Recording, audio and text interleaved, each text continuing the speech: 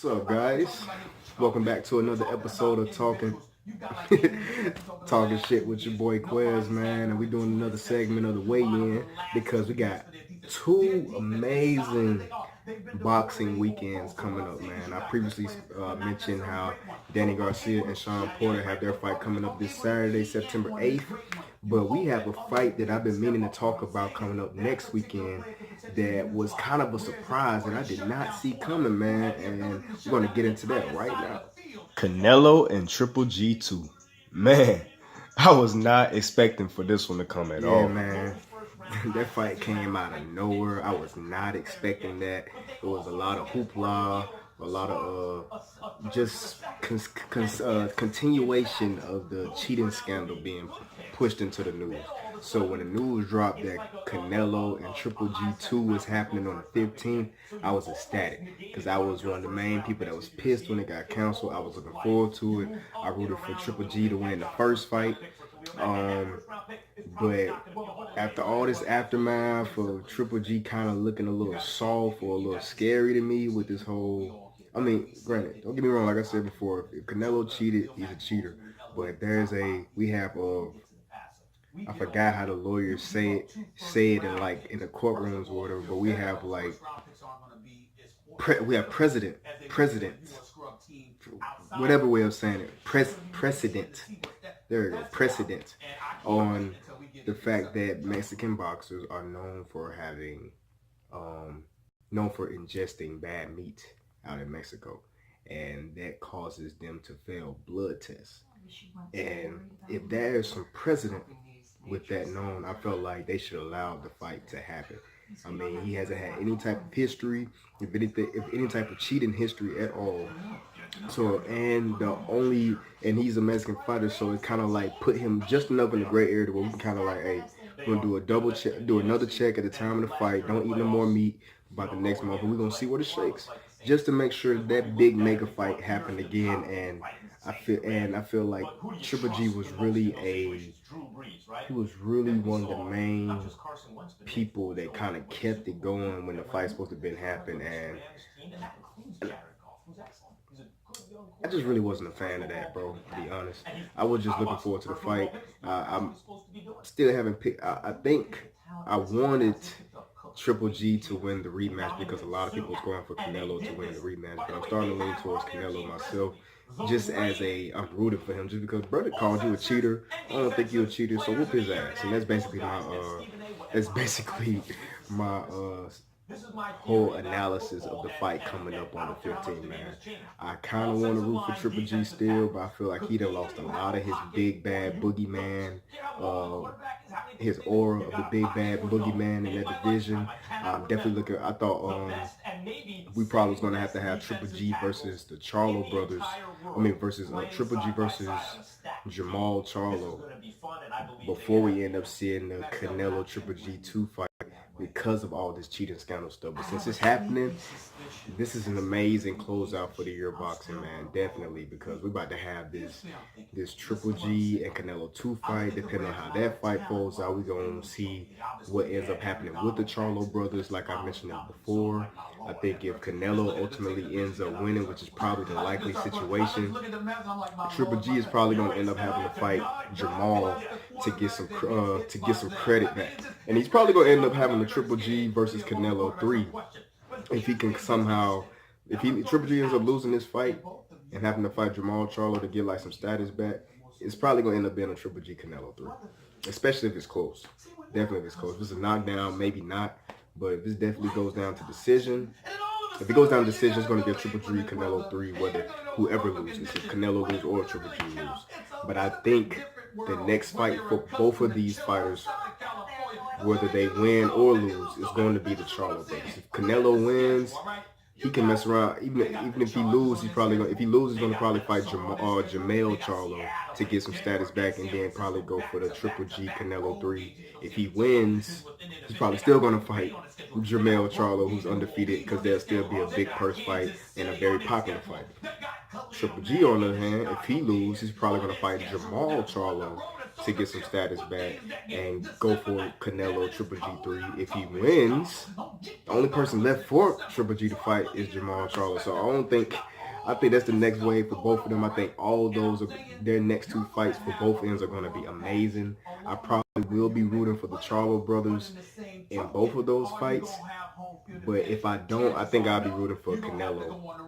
Well, no, I like Jamel a little bit more than I like Jamal. I like Jamel a little bit more than I like Jamal, so I'll probably be rooting for. I'll probably root for Jamel, but I think I'll let Canelo take that one. But I'll definitely be rooting for Jamal over Triple G at this point. Triple G kind of lost a fan with me, man. I thought he was the big bad boogeyman, but now he looking like the soft, like he just looking for technicalities to get out of fights and just kind of just maintain the bully status without actually fighting. Because he looking a little suspect. His last two fights, he wasn't looking like the dangerous knockout puncher with both hands. He was looking like guys that kind of like just steadied the course. He said he kind of needed to do that in order to get good fights because people are so scared of him. But we're going to see come September 15th. Because if he ain't ready, Canelo definitely is, man. Because you done called him out and tried to rip that man's whole reputation. You tried to take money out of his pocket. And I don't think he's going to take that lightly. But, that aside, we got another big fight coming up later on in December that I've been meaning to talk about as well. That was popped up on the scene as of a couple weeks ago, and we're gonna get into that next. Tyson Fury versus the King of Wakanda, Deontay Wilder. Oh, this is gonna be the battle of the bullies. This Tyson Fury and Deontay Wilder fight is gonna be a slobber knocker, man. That's gonna be a brawl. That ain't gonna be a boxing match in that ring. That's gonna be let's get the two biggest, baddest monsters that we know. This is gonna be Godzilla versus the King Gargantua or whatever the hell that damn three-headed thing was, man. This is Godzilla versus King Kong, bro. Dead serious. These are two big monsters. Got great length. Both got big bodies, can take hits. And we're really about to see who's gonna have the strongest chin. And I'm rooting for Wilder, of course, naturally. I mean, I have no reason to root for Fury. I give him a shot because it's his boxing. Anytime a good hit lands in that right spot, a brother can fall. But Wilder is like the people's champion right now. He taking all challengers. He knocking out just about everybody that he's fighting. I'm still rooting for the Anthony Joshua fight. I feel like Anthony Joshua is starting to look a little shaky right now. It was a little bit of a small. It seemed like it was an announcement at first that they could possibly fight, but when they didn't fight, it makes Anthony Joshua look soft, bro. In a fighting comeback sport, bro, you can't turn down fights. You can't look like you running from fights. That's kind of like it's a cancer to your reputation as a fighter, bro. People don't take you serious. People think you're a bitch, basically. And I think if they end up, if they fight in December, they haven't announced like the date yet, but they said it's gonna be in December. And I'm definitely rooting for Wilder. I think that he could he's knocked out just about everybody that he fought. If he do end up knocking him out, I think it'll probably be like around the 9th or the 10th round. I think if either one of them has the chance of getting knocked down, I think for either one it'll be the 9th or the 10th round. But I'm rooting for Wilder to be the one to do it. I think Wilder should be on his guard because when his last fight versus Ortiz, he definitely finished it nice. Had great style points, put him down twice. Got all the heavyweight cool points for sure. But it was a moment, I think I want to say like round 2 or 3, where he got a little shaky. And he was able to survive the round. I think he was able to do that with Ortiz. I don't think he'll be able to do that with Fury. So I think you need to make sure he don't get in those situations like that because, like I said, this is going to be a brawl, a slobber knocker. Even if Fury not throwing a punch to you, he's going to be leaning on you. And he gonna just make sure you always got his weight on you. So it's gonna come a point where both of them boys' legs getting heavy, and they just it's gonna be a point where neither one of them are ducking, neither one of them are trying to block. They just gonna both give each other their strongest punches, and whoever falls is gonna and somebody gonna fall. And that's what people as a fan love about boxing. Like this kind of prehistoric time brawl type fights that people like. It's bad for imagery. because you might see a lot of blood. They don't see this type of stuff Floyd hate, because that's the reason why Muhammad Ali shaking and whatnot is bad for the fighters. But as a fan, that's what we love, bro. And it's going to be perfect for whether it's Christmas or New Year's.